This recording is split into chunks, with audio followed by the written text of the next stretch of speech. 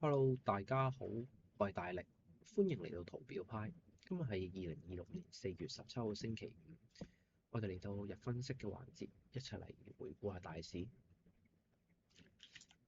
本頻道所有內容純屬技術分析及個人觀點分享及教學用途，不構成任何投資建議、買賣推薦或指示操作。金融市場交易是否高風險，價格可升可跌，個案走勢不代表未來表現。所有投資決策請自行負責或諮詢持牌財務顧問。OK，我哋開始。美元嘅下跌咯，就調整下跌，跟住就日元小回調，小回調，一個小回調，咁都冇乜特別嘅，都係向下跌㗎啦。其實因為美股開始走強，破完頂，跟住琴日我哋睇琴日一個上咗去，即係琴日啦，琴日做咗一個突破回測上去，咁樣短線呢，你大家都睇到啦，都係順勢繼續向上做嘅，你唔會有任何可以湧埋跌嘅機會咯。如果佢未收翻落前頂呢條線嘅話就係咁就一路向上睇。咁今日一開始都 gap up 咗上去啦，係咁講下琴日先。琴日呢一度做咗一個假突破，呢一個位做一個假突破，跟住就睇細啲雙底，呢度雙底做一個假突破，雙底跟住回調向上，收翻穿呢支持線嘅時候向上破咗前頂，跟住就食股係就咁，即係呢啲 trade 破前頂食股係咁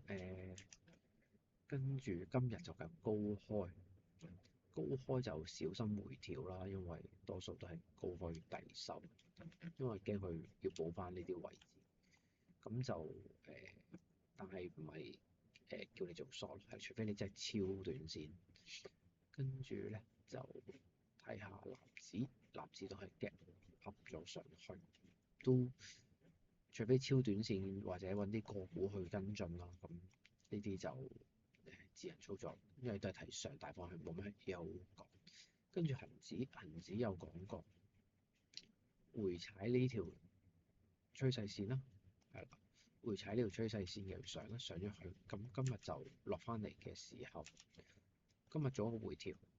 今日做咗個回調，回調到0.78呢啲位置，跟住延續上去呢個回調，咁睇到睇下夜期嘅時候已經上咗去啦，睇夜期嘅時候已經上咗去啦，咁佢回踩啦，回踩呢個趨勢線啦，跟住上去，跟住回調，跟住而家已經破頂上咗去，咁就繼續向上提操作啦。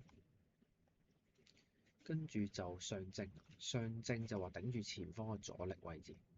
咁佢都係仲係頂住緊嘅，咁就等佢可能突破上去啦，咁繼續踩住趨勢線，咁就繼續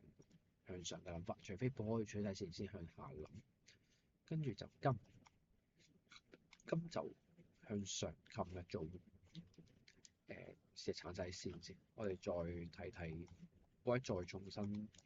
畫個繼續個整體嘅大嘅下行通道啦。係啦，咁到時候到翻呢啲位嘅趨勢線就要留意啦。咁跟住就一條趨勢線啦，係啦，類似係咁樣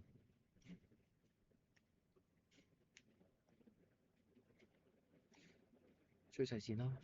定住咗，咁留意翻呢啲位置。咁之前有講過呢一度有機會頂住落啦，咁佢咪上翻去，咁下一關就睇前頂，再下一關，下一關就係5000蚊阻力，咁上咗去，咁佢做緊啲乜嘢咧？呢度頂住前方嘅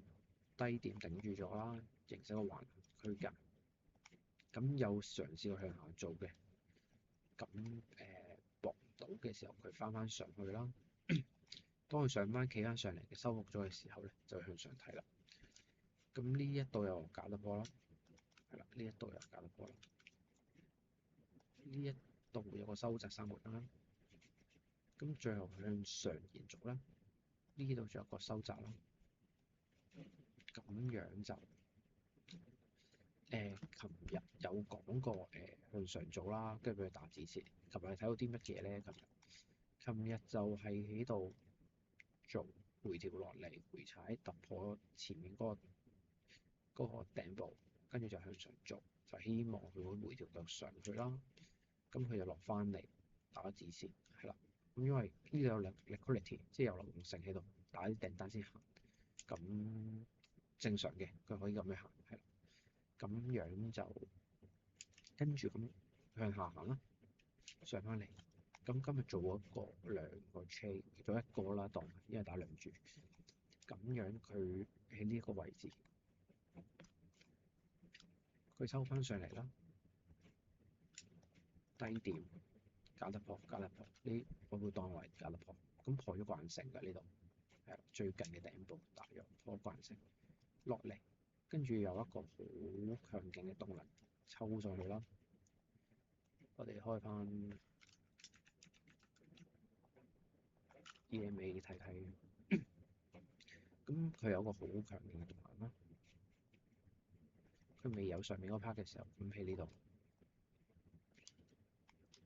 扯咗上嚟，好強勁嘅動能扯上嚟。我嗰陣見到，咦，好強勁嘅動能破完前高，跟住再破一個前高，即係 low high low 啊 low high 咁樣上，係啦，咁樣上去。咁佢落翻嚟呢度嘅時候咧，佢回踩咗前頂，回踩前頂呢啲區間，再加一條 EMA 10同20嘅位置，咁佢呢個位可以喺度做個浪單，回踩完，跟住喺度做個浪單，跟住就坐到前頂，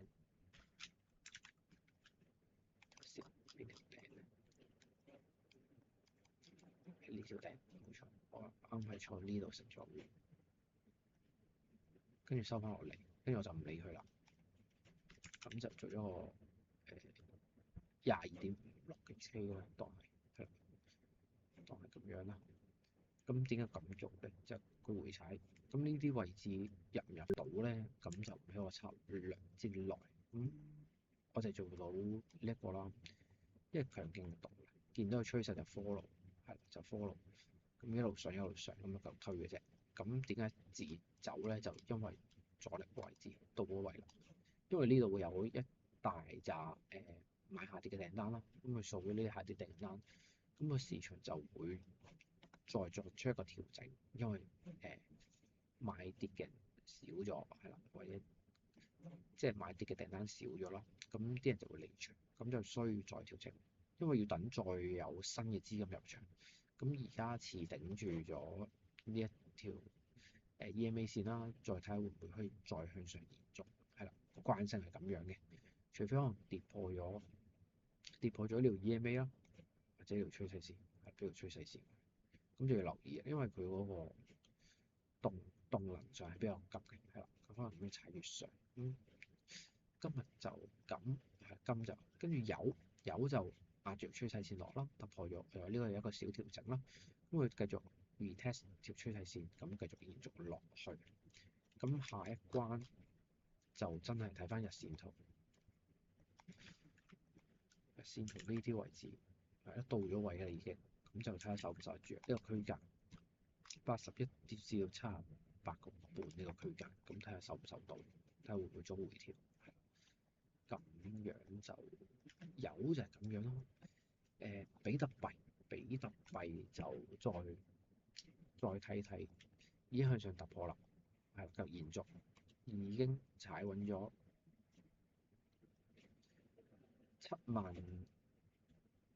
73000呢個位置啦，係啦，73000幾呢個位置啦。咁一定要上翻呢度先向上睇嘅啦，一定。